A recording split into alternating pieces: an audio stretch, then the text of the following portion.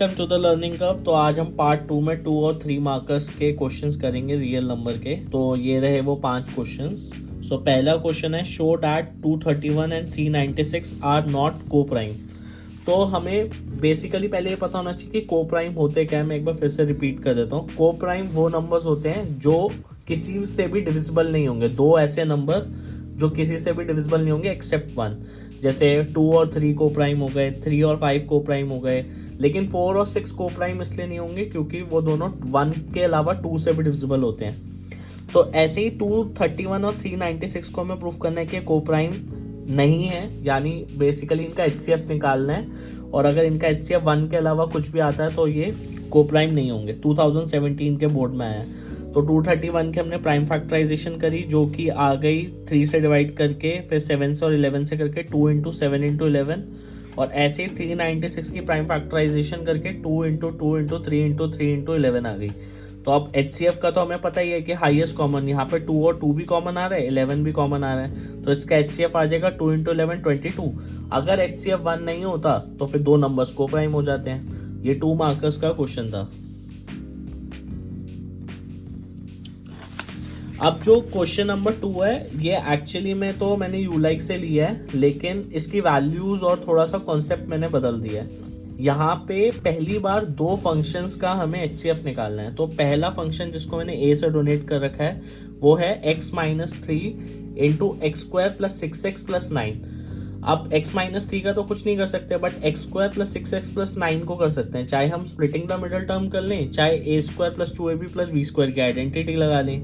तो अब मैंने यहाँ पे स्प्लिटिंग द मिडल टर्म करी क्योंकि यहाँ पे कोई और भी वैल्यू हो सकती थी जो शायद आइडेंटिटी ना हो, या कभी कभी आइडेंटिटी स्ट्राइक नहीं होती। तो यहाँ पे मैंने 1 इंटू 9 करके इसको बीच वाली टर्म बनाने के लिए 3x प्लस 3x लिख दिया।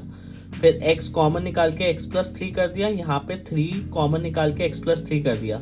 तो इसकी पूरी की prime factorisation x plus 3 into X plus 3 हो गई। तो मैं एक बार फिर से रिपीट कर देता हूँ। हमेशा हम किसी भी फंक्शन को यहाँ से प्राइम फैक्टराइजेशन करने के लिए a को पहले c से मल्टीप्लाई करते हैं और उसके बाद जो AC आता है उसको हम स्प्लिट करते हैं अलग अलग वैल्यूज में। तो यहाँ पे 1 इंटू 9 जो आया था वो हमारा 9 आया था और हमें 6 बनाना था, तो 3 इंटू 3 से ही 6 बन सकता है। ऐसे B हमारा फंक्शन है x square minus 7x plus 12। कोई आइडेंटिटी नहीं है तो भाई इसको तो सिर्फ स्प्लिटिंग द मिडल टर्म से करना पड़ेगा।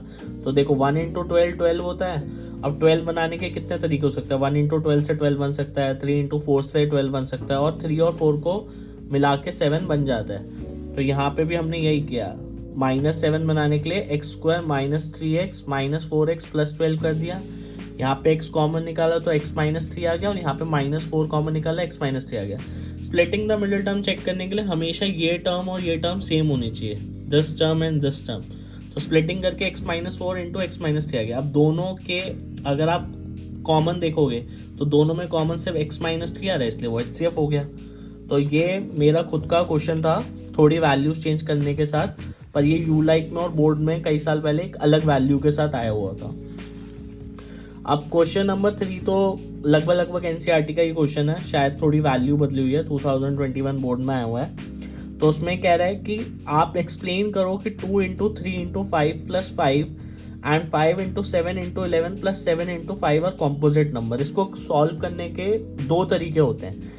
आसान तरीका ये होता है कि आप इसमें कॉमन निकाल के कर सकते हो कि 5 कॉमन निकाल दिया तो 2 इंटू 3 प्लस 1 बचा, 6 प्लस 1 7 हो गया, 5 इंटू 7। अब आप ये कह सकते हो कि भाई ये 5 इंटू 7 35 होता है, तो इस नंबर को के 35 के फैक्टर्स निकाल दो। 35 के फैक्टर्स क्या होंगे? 1 होंगे, 5 होगा, 7 होगा, 35 खुद भी होगा। वरना आप खुद ही कह सकते हो कि 5 इंटू 7 के दो फैक्टर तो क्लियर है, 5 और 7 खुद ही।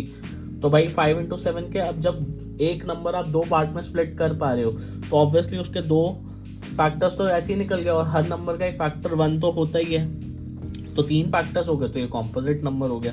कॉम्पोजिट नंबर्स वो होते हैं जिनके 2 या 2 से ज़्यादा ही फैक्टर होते हैं। सेम चीज़ यहाँ पे भी करनी है कि 5 इंटू 7 इंटू 11 प्लस 7 इंटू 5, तो हम यहाँ पे भी कॉमन निकाल देंगे।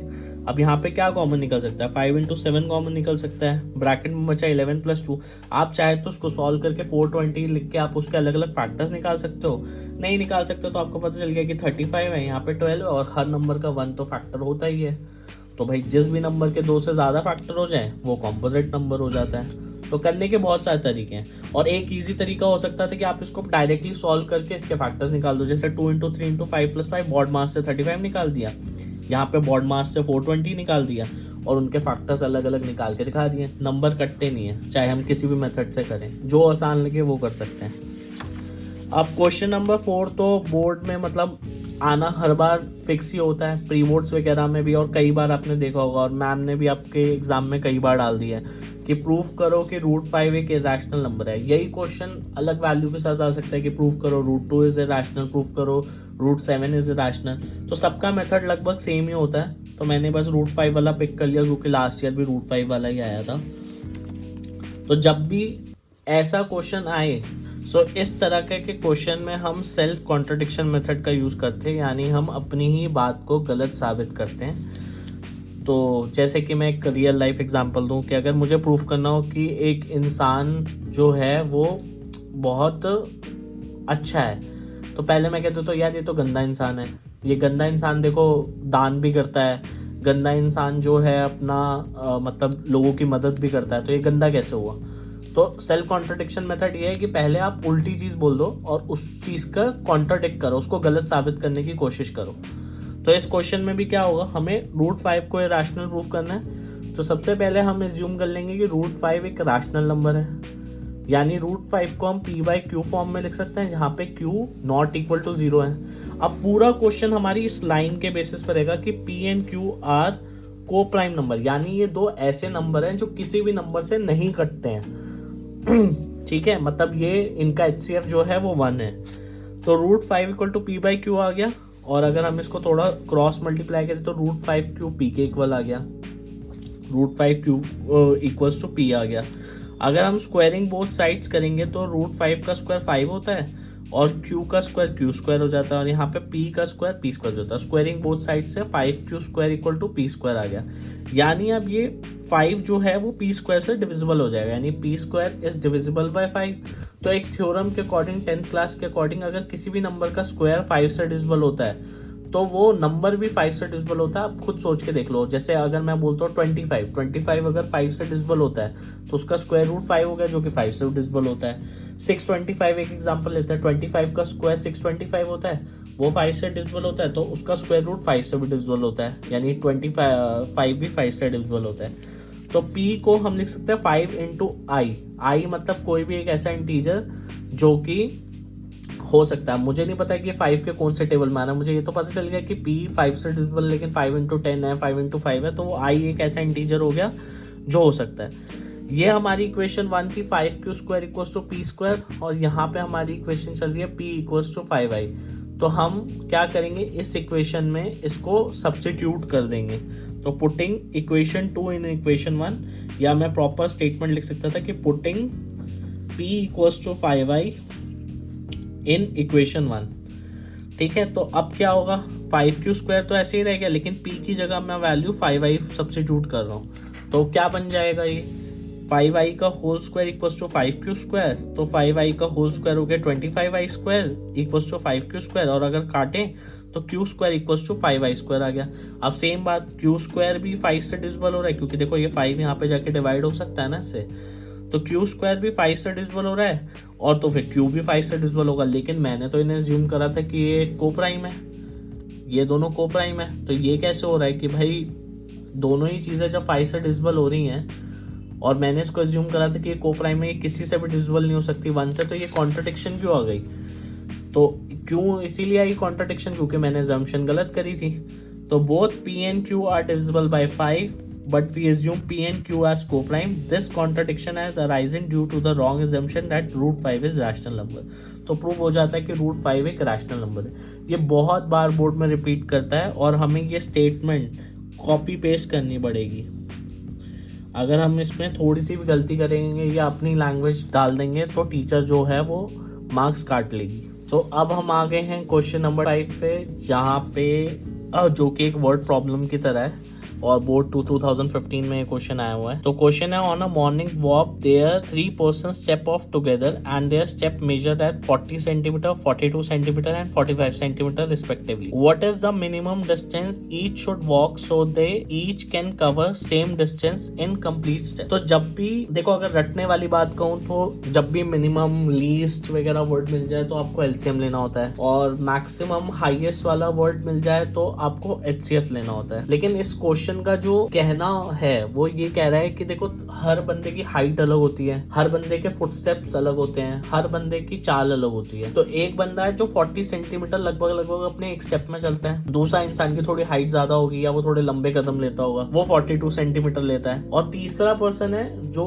शायद सबसे लंबा होगा या सबसे ज्यादा लंबे स्टेप्स लेता होगा, वो 45 centimetre on an average steps लेता होगा। अब तीनों की चाल अलग है और तीनों को अब हमें ये देखना है कि कब कैसा कौन सा लीस्ट डिस्टेंस होगा जहां पे ये साथ में मिलेंगे। तो जब भी ऐसा क्वेश्चन हो ना कि साथ में मिलेंगे ये, तो आपको हमेशा एलसीएम ही लेना होता है कि भाई एक बंदा 2 और 3 का टेबल, एक एग्जांपल ले लेते हैं। 2 का टेबल अपनी रफ्तार से चलेगा, 2 1 जा 2, 2 2 जा 4, 2 3 जा 6, ऐसे करेंगे। और 3 का टेबल भी अपनी रफ्तार से चलेगा, 3 1 जा 3, 3 2 जा 6, 3 3 जा 9, 3 4 जा 12। तो ये दोनों कहाँ मिलेंगे? तो हमें अगर 2 और 3 का एलसीएम पता चल जाए तो हमें पता चल रहा है 2 1 जा 2, 2 2 जा 4, 2 3 जा 6। मतलब 2 का जो थर्ड स्टेप होगा वो 6 पे पहुंचेगा और 3 का जो सेकंड स्टेप है वो 6 पे पहुंचेगा। तो पहुंचेंगे कब पे? जब दोनों ने 6 सेंटीमीटर का डिस्टेंस करा होगा तब वो बराबर होंगे। तो यहाँ पे भी इस क्वेश्चन में भी आपको कुछ नहीं, एलसीएम लेना है। पहले 40, 42 और 45 की मैंने प्राइम फैक्टराइजेशन करी। 40 की प्राइम फैक्टराइजेशन हो गई 2 इंटू 2 इंटू 2 इंटू 5, 42 की होगी 2 इंटू 3 इंटू 7 और 45 की होगी 3 इंटू 3 इंटू 5। तो यहाँ पे बन गया 2 का क्यूब इंटू 5, 2 इंटू 3 इंटू 7, 3 का स्क्वायर इंटू 5। तो अगर मैं इनका एलसीएम लूँ तो एलसीएम का मतलब क्या होता है? जो भी चीज आ रही है उसकी हाईएस्ट पावर लेनी है। यहाँ पे 2 आ रहा है, यहाँ पे 2 आ रहा है, यहाँ पे 2 नहीं आ रहा, बट 2 की हाईएस्ट पावर क्या थी? 3। यहाँ पे 5 आ रहा है, यहाँ पे 5 आ रहा है, यहाँ पे 5 नहीं आ रहा, तो यहाँ पे लेंगे एक 5। यहाँ पे एक 7 आ रहा है, यहाँ पे भी 7 नहीं आ रहा है, यहाँ पे भी 7 नहीं आ रहा, तो यहाँ पे हो जाएगा एक 7 और 3 के स्क्वायर में हाईएस्ट पावर हो जाएगी 3 का स्क्वायर। तो इनको सॉल्व करके आया था 2 की पावर 3 इंटू 3 का स्क्वायर इंटू 5 इंटू 7। तो 8 इंटू 9 72 होता है, 72 इंटू 5 360 होता है, 360 इंटू 7 हो गया 2520 सेंटीमीटर।